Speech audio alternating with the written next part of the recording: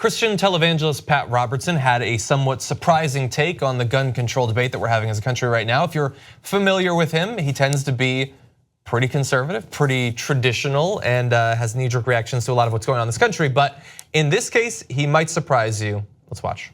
Ladies and gentlemen, I am a gun owner. I have hunted. I have shot skeet. I've gotten awards when I was in the Marine Corps for shooting. I've got no opposition whatsoever to shooting. But for heaven's sakes, I don't think that the general population needs to have automatic weapons. It just doesn't have to have Russian-built or Chinese-built machine guns. It just doesn't.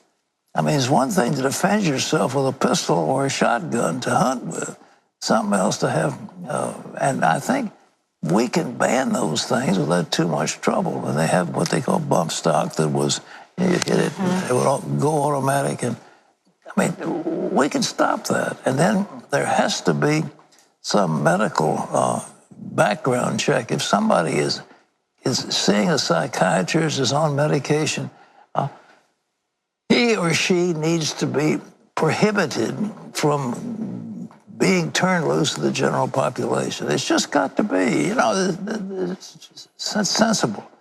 But as far as the right of the people to keep and bear arms, the Second Amendment, and we're all for it. Okay, well, you know things have gotten crazy when we agree with Pat Robertson or he agrees with us.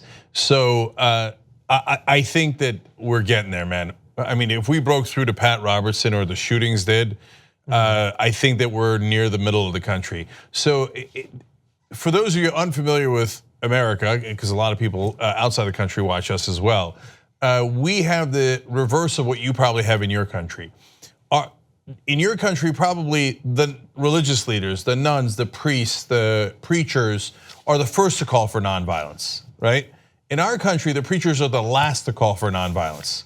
So if Pat Robertson, who has been for war after war and devastation and plagues, etc., if our right-wing preachers are calling for nonviolence, wow, that means we have reached near the bottom of the barrel. Like we might actually begin to turn around. So, and then one quick point about what he said about limiting guns to people who have mental health issues. His standard was anybody going to see a psychiatrist. That'll never pass, nor should it necessarily pass. Way too far. Right. Now, but do you know what the real standard is in America right now? The only way you're barred from buying a gun is if a court has adjudicated you mentally incompetent and incapable of taking care of yourself, or you have been locked in a mental hospital against your will, okay? And by the way, just some adjudications of mental incompetence is not enough. So for example, Social Security says some people are mentally incompetent and cannot receive a single dollar on their own. They must have someone take care of it for them. That's not enough of us. The Republicans overturned that legislation saying they should be allowed to buy a gun. They can't control their own money, but they are allowed to buy AR-15s. A court has to say, you are so mentally unbalanced and unhinged that you are not allowed to buy a gun, which is the craziest standard. I'm sure it's the most strident standard anywhere in the world. So Pat Robertson has no idea how far away his standard is from the actual standard in America. We let crazy people buy guns here all the time. Yeah, I noticed, by the way, in the beginning of that video, he either did or had to do this thing that you have to do in America. If you want to be allowed to talk about guns, let alone gun control, you have to give your resume. So you don't generally shoot a lot of guns, so I'm gonna need you to zip it on the guns. I will say I've never owned a gun, but my father owned a bunch of guns. I had my gun of his. I've been target shooting many times. I've been skeet shooting like Pat Roberts. So I am allowed to talk about guns according to the twisted logic that we have in this country. And nobody needs these assault weapons. It's ridiculous. It's not just the huge clips. It's not just the accuracy.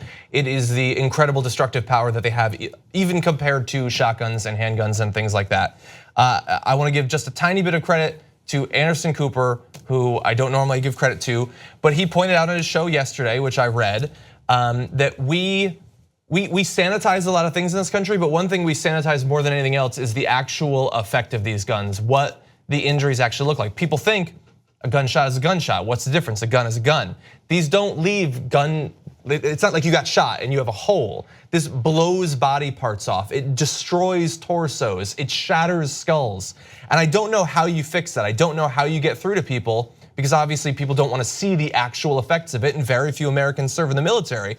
But I think that if people actually saw how uniquely destructive these weapons are, they would not think that this is just like any other weapon. It is not a rhetorical trick to call it a weapon of war. It is literally a weapon of war in many parts of the world.